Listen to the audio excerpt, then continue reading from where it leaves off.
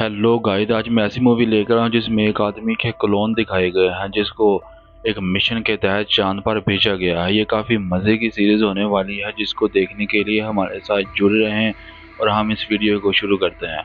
उससे पहले मैं आपको ये बता दूं कि इस चैनल पर आपको एक्सप्लेनेशन मूवी पर रिएक्शन मिलेगा, जिसको देखने के लिए इस चैनल को सब्सक्राइब करें ताकि हर आने वाली वीडियो आप तक सबसे पहले पहुँचे। चलो इसको शुरू करते हैं। कहानी की शुरुआत हमें 2035 की दुनिया दिखाते हुए होती है, जहां अब धरती के सारे ऊर्जा के स्रोत खत्म हो चुके थे। बिजली इतनी महंगी हो चुकी थी कि एक बल्ब जलाने से पहले भी 2 बार सोचना पड़ता था और लोग भुखमरी से मरने लगे थे। लेकिन यह सब अब बीती बात बन चुकी काफ़ी थी, बुरे क्योंकि हालात लूनर हैं इंडस्ट्रीज नाम दुनिया की के। कंपनी ने इसका हल निकाला और चांद की सतह पर मौजूद हीलियम 3 को फ्यूजन एनर्जी में बदलकर धरती पर भेजना शुरू कर दिया। और इस तकनीक ने धरती की 70% ऊर्जा की जरूरत पूरी कर दी। लेकिन इस मिशन पर चांद के बेस में अकेला काम करने वाला आदमी सैम था, जिसने कंपनी से एक कॉन्ट्रैक्ट साइन किया था, जिसके मुताबिक उसे 3 साल मून बेस पर अकेले काम करना था और उसका रोज का काम बस समय पर इकट्ठी हुई हीलियम 3 को धरती पर भेजना था। इस सन्नाटे भरी जगह में उसका एकमात्र साथी एक एआई रोबोट गर्टी था। और एक दिन काम खत्म करके गर्टी से बात करते हुए सैम ने कहा कि बस 2 हफ्ते बचे हैं और कंपनी जल्दी किसी को भेजे, क्योंकि इस अकेलेपन से वो थक चुका था। 3 सालों में सैम ने वक्त बिताने के तरीके ढूंढ लिए थे, जैसे नक्काशी और पौधे उगाना, लेकिन सबसे ज्यादा इंतजार रहता था पत्नी के वीडियो मैसेज का, क्योंकि 3 साल दूर रहने के बाद भी उसकी पत्नी का प्यार कम नहीं हुआ था और उनकी बेटी अब पापा बोलने लगी थी। एक रात सैम काम की जगह से गर्म पानी लेने गया तो सोफे पर एक अजनबी औरत दिखी और ध्यान भटकते ही गर्म पानी हाथ पर गिर गया। गर्टी ने पूछा क्या हुआ, तो सैम ने कहा कि टीवी देखते देखते पानी गिर गया, लेकिन गर्टी बोला कि मैं जब आया तब टीवी बंद था। दरअसल कुछ दिनों से सैम को सिर दर्द और भ्रम हो रहा था और उसी दौरान स्क्रीन पर अलर्ट आया कि माइनिंग व्हीकल में अकेले रहने से ये होने ही लगता है। लेकर निकला, लेकिन जैसे ही काफी मुश्किल है कि इंसान का अकेले रहना। दिखी और ध्यान भटकने से रोवर सीधे व्हीकल से जा टकराया। व्हीकल के मलबे ने रोवर को वहीं जाम कर दिया और अगले पल सैम बेहोशी से जागा, लेकिन टक्कर में लगी चोट का कोई निशान नहीं था। जब वह कमजोर कदमों से कमरे से बाहर निकला तो उसने गर्टी को किसी से बात करते सुना। गर्टी कह रहा था कि नए सैम को एक्टिवेट किया जा रहा है और अब चांद पर सिर्फ 2 माइनिंग व्हीकल बचे हैं। दूसरी तरफ से गुस्से से भरी आवाज आई कि एक ही दिन में तुमने एक व्हीकल और एक कर्मचारी खो दिया है। और सैम को देखते ही गर्टी ने फौरन कनेक्शन काट दिया। कुछ दिन बाद व्हीकल्स की गिनती करते वक्त सैम ने देखा कि मैथ्यू नाम का व्हीकल बंद पड़ा है, जो वही व्हीकल था जिससे उसकी टक्कर हुई थी। इसलिए उसने कंपनी से इजाजत मांगी कि जाकर ठीक करे, लेकिन कंपनी ने मना कर दिया। लेकिन सैम को उनकी बातें बहुत अजीब लगी, इसलिए उसने कंपनी को छुपा रही है सैम से और गर्टी को बुलाकर झूठ बोला कि बाहर दरार पड़ गई है। गर्टी जानता था कि यह सच नहीं है, लेकिन सैम को हमेशा बंद रखना भी सही नहीं था, इसलिए उसने उसे जाने दिया। बाहर निकलकर सैम सीधे मैथ्यू के हादसे वाली जगह पहुंचा, क्योंकि कंपनी ने उस पर इतनी रुकावटें लगाई थी कि उसे लगा कि जरूर वहाँ कुछ बड़ा है। और जब उसने रोवर का टॉप कवर खोला तो ड्राइवर सीट पर एक बेहोश आदमी मिला जो बिल्कुल सैम जैसा दिखता था। सैम उसे बेस पर ले आया और गर्टी से पूछा कि ये कौन है, लेकिन गर्टी ने कुछ नहीं बताया और बस कहा कि उसे मेडिकल रूम में ले जाओ। और कुछ देर बाद वो आदमी धीरे धीरे आंखें खोलने लगा। उसकी आंख के पास चोट के निशान साफ दिख रहे थे, यानी यही वो सैम था जो कुछ देर पहले बाहर गया था। तो फिर उसे वापस लाने वाला कौन था? अगले दिन सैम धीरे धीरे ठीक होने लगा और कहानी को आसान बनाने के लिए चोटिल सैम को सैम नंबर 1 और अचानक प्रकट हुए सैम को सैम नंबर 2 कहेंगे। जब नंबर 1 की आंख खुली तो उसने देखा कि नंबर 2 एंटरटेनमेंट रूम में कसरत कर रहा है। इसलिए उसने गर्टी से पूछा कि यह आदमी कहां से आया और उससे बिल्कुल एक जैसा क्यों दिखता है। गर्टी ने कहा कि तुम दोनों ही सैम हो, और यह जवाब सुनकर नंबर 1 का दिमाग चकरा गया। उसकी एकमात्र उम्मीद यही थी कि 2 हफ्ते दोनों में से एक क्लोन होगा। ले जाएगी। लेकिन धीरे धीरे जब दोनों एक दूसरे को समझने लगे तो उन्हें एहसास हुआ कि बात सिर्फ नंबर 1 और नंबर 2 तक नहीं थी। उनकी यादें एक जैसी थीं और पत्नी भी एक ही थी, जिसका साफ मतलब था कि वो एक दूसरे के क्लोन थे। तभी धरती से एक मैसेज आया कि कंपनी का जुपिटर प्लान रोक दिया गया है और 14 घंटे बाद एक रेस्क्यू शिप सैम को वापस लेने आएगी। ये खबर सुनकर नंबर 1 खुश हो गया, लेकिन नंबर 2 ने पूछा कि क्या तुम सच में मानते हो कि कंपनी तुम्हें वापस भेजेगी, क्योंकि तुम सिर्फ एक क्लोन हो? तुरंत नंबर 1 ने गुस्से में कहा कि वही असली सैम है और 3 साल से यहाँ काम कर रहा है। बल्कि अचानक प्रकट होने वाला नंबर 2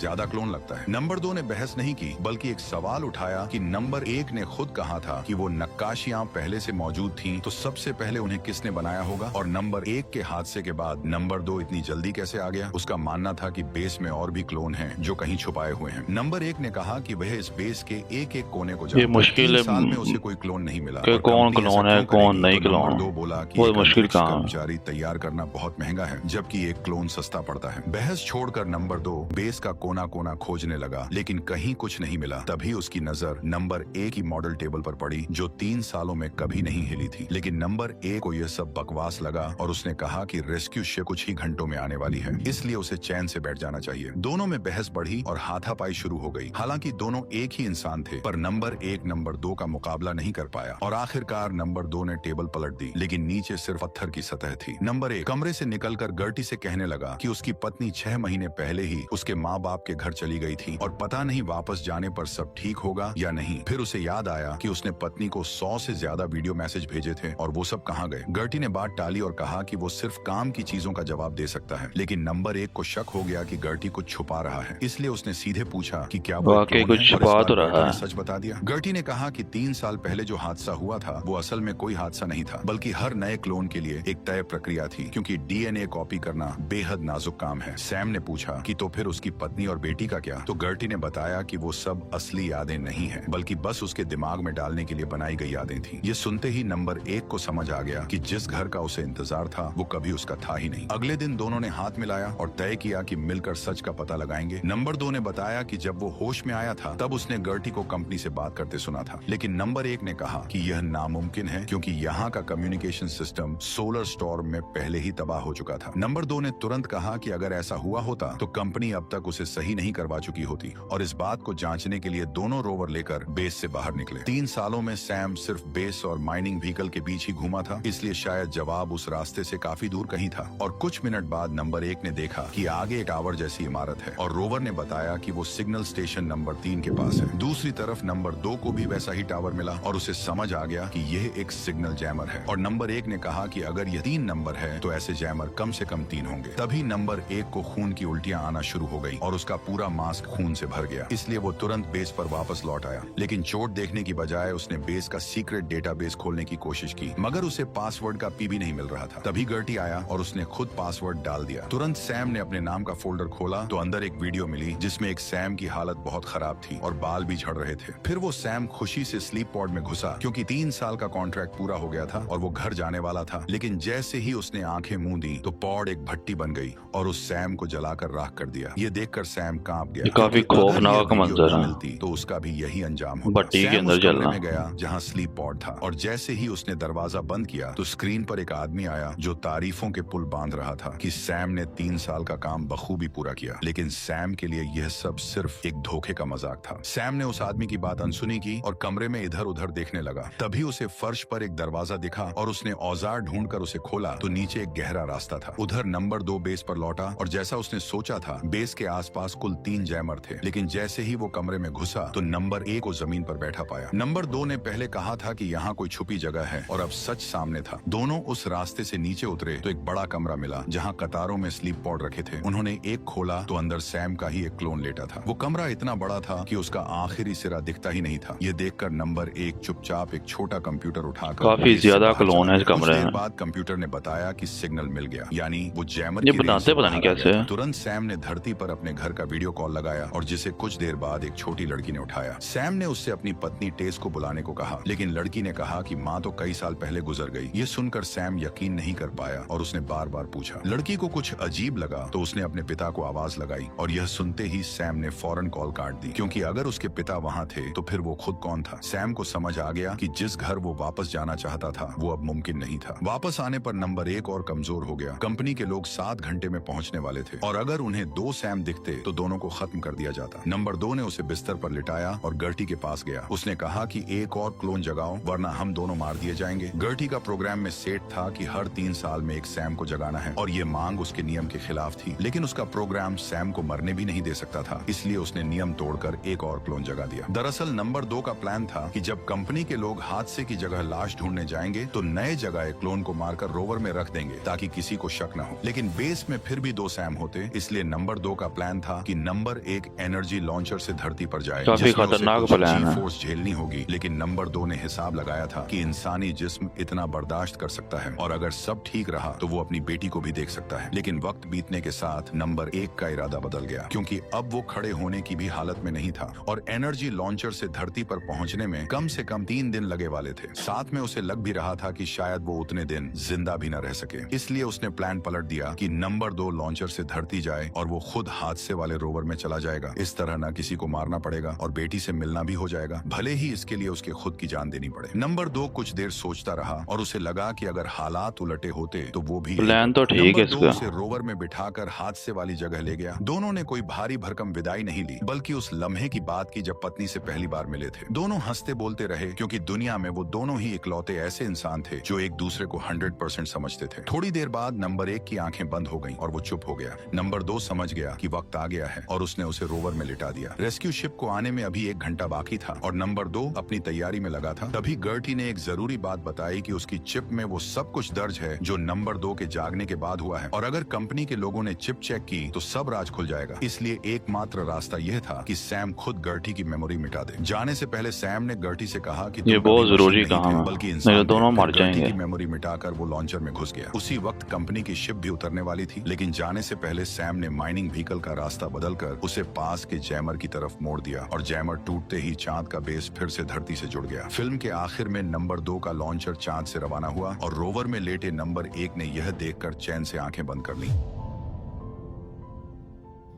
आप लोगों ने मूवी देखी, मैंने भी देखी। ये काफ़ी मज़े की और दिल दुखाने वाली मूवी थी।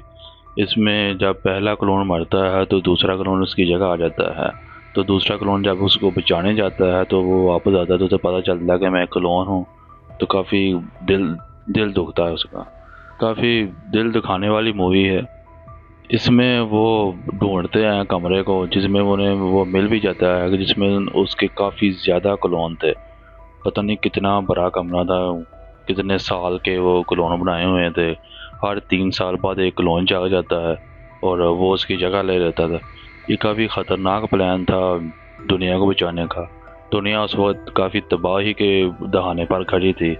दुनिया को बचाने का ये प्लान तो अच्छा था, लेकिन क्लोन के ज़रिए बनाना ये काफ़ी उस शख्स के लिए तो काफ़ी मुश्किल था जिसका ये क्लोन था, क्योंकि वो उनकी याददाश्त भी एक थी और उसे लगता था कि मैं घर वापस जाऊंगा, लेकिन ऐसा नहीं हुआ। आखिरकार वो मर ही गया और जो दूसरा क्लोन था जो दोबारा जो उसके बाद ज़िंदा हुआ था वो उसकी जगह ज़मीन पर गया। ये काफ़ी मज़े की सीरीज़ थी। नेक्स्ट वीडियो इंशाल्लाह जल्दी आप तक पहुंचेगी। शुक्रिया।